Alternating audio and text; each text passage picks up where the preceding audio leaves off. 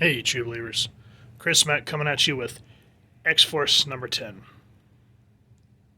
I was really starting to jive on this book because Benjamin Percy knows how to write. And like I said, with X Force, what's going on if it wasn't the X Men, I think I would thoroughly enjoy this. But because of what Marvel has decided to do to our Merry Mutants, it still bites at me and kind of goes back to my resolve to just say, forget it, I'm done. So these are kind of the last few books that I had picked up when they were still on my pull list. So what do I mean by all that? Let's go ahead and dive into it. So last issue, we found out that this Terra Verde was kind of like an island akin to Krakoa. The inhabitants were trying to do what the mutants were doing and make the medicines and whatnot so they wouldn't feel like they were being held hostage by the mutant nation. Well, Beast, or as I'm calling him, Dark Beast, because this is not the Henry McCoy that we know. If you want to know what I'm talking about, go back and look at X Force issue 9, yeah, X Round 10, and you can kind of see what I'm talking about. Also, let's address something else here real quick. In each of a majority of my Dawn of X books that I've reviewed, I've talked about how I feel like these X-Men are pod people. Well, here it says Wolverine saying, "Every mind's a maze, Dom," and I know firsthand the best way to get lost is failing to keep track of where you've been. I don't need you policing my choices. If I chose to resurrect with an ugly part of my life missing, that's my business. Am I right? Maybe so. Except that you specifically said, but was that even me talking? Or was I already some version of dead? A broken monster they created? So this goes back to the very beginning of X Force, where Domino is found to be captured. She's essentially skinned alive. And this militant group, I can't remember what they were called, the Floridians or the Floronic, something to do with plants, I think, use her skin to infiltrate Krakoa, because if you're not mutant, Krakoa won't let you in by ways of the gates, etc., so forth. And, to Black Tom has a connection with the island, so he can always detect who's coming. But because they mask themselves in Domino's skin, they get past all the security and they assassinate Professor X.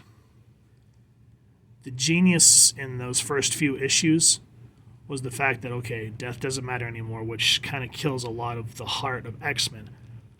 But for this series, what made it interesting was the fact that the mutants saw that they were no longer untouchable.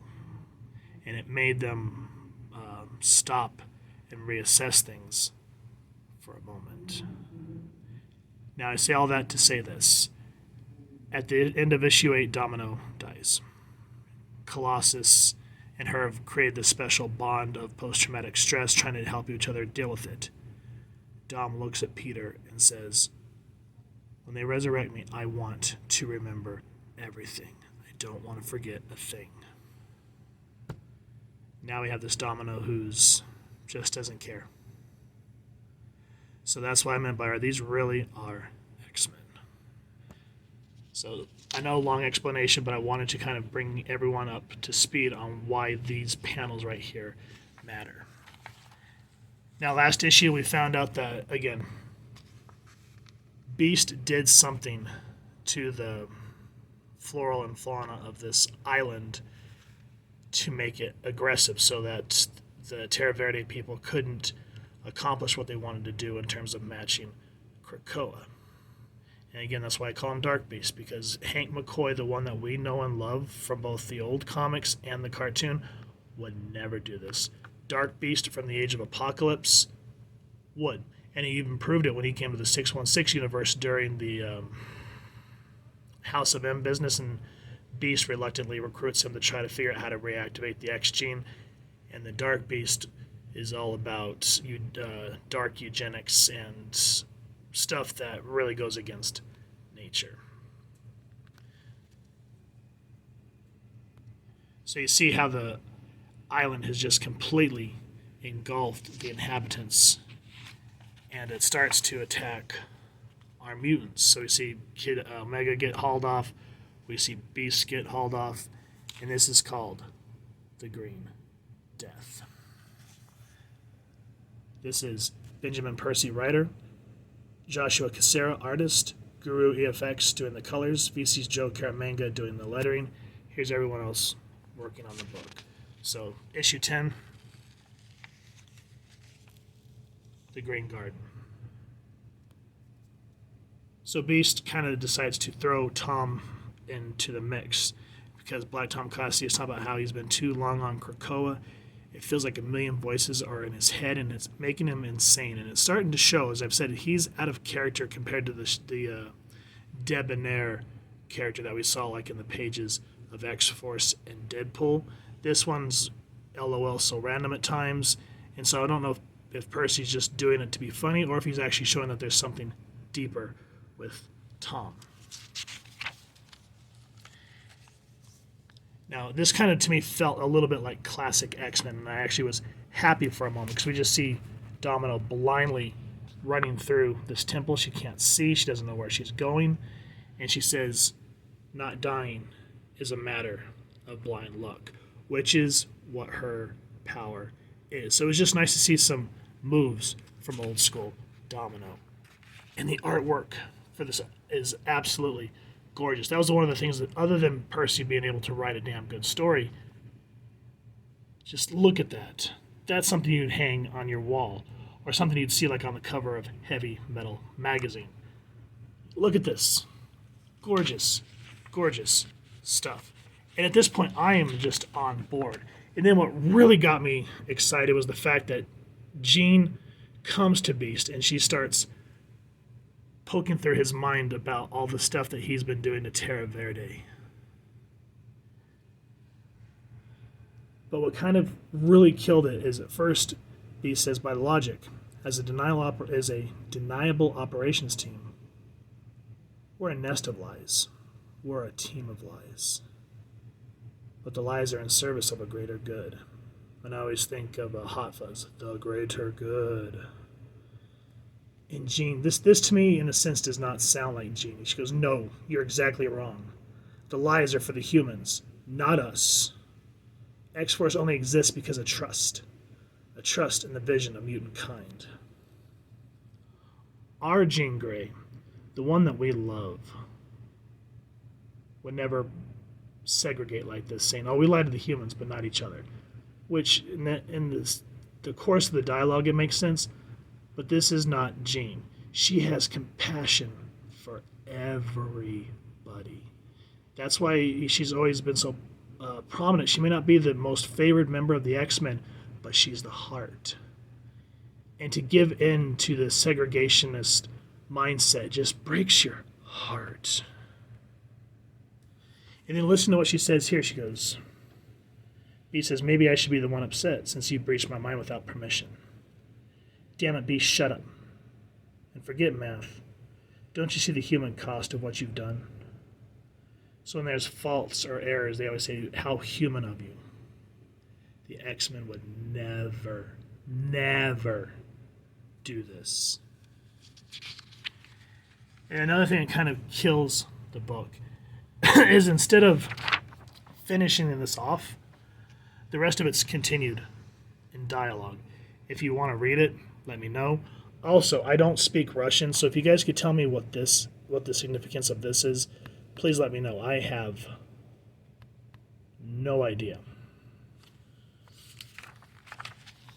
Now you kind of start to see the consequences, or the actions of what Beast has done, what it's cost, what it's done to Kid Omega, what it's about to do to Logan, and it just gets really intense. And I feel like they kind of wrapped it up a little too quick. Like I feel like there should have been more action, because as the book ends, Jean talks about leaving X-Force because she's not cut out for it,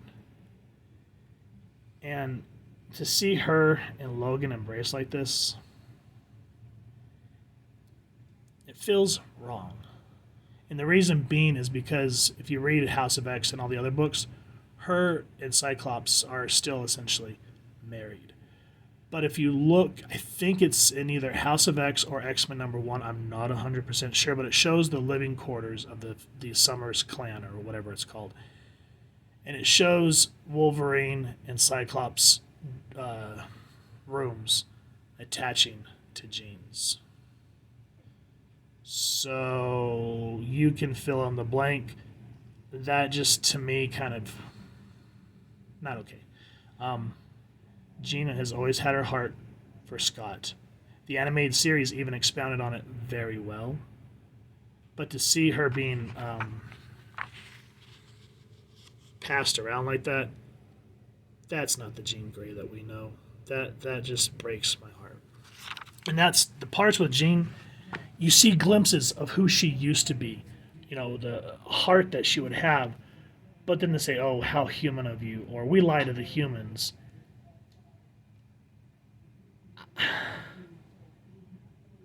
I know that books need to change, and I'm always talking about change, but this was too damn drastic.